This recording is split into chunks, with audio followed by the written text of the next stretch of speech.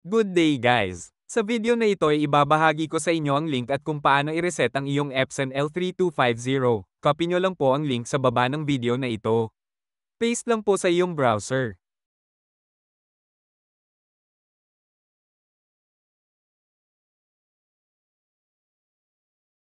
Download as zip file.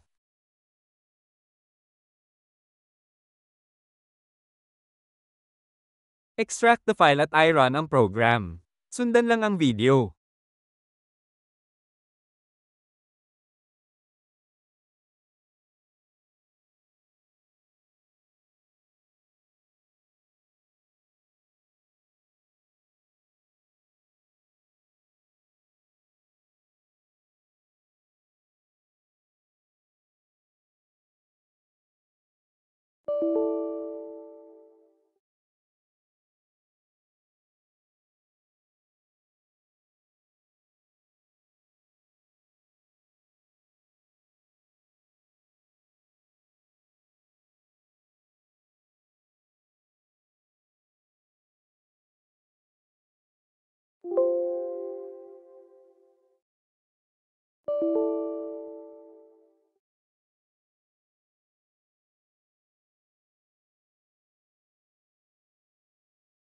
Maraming salamat po sa panonood.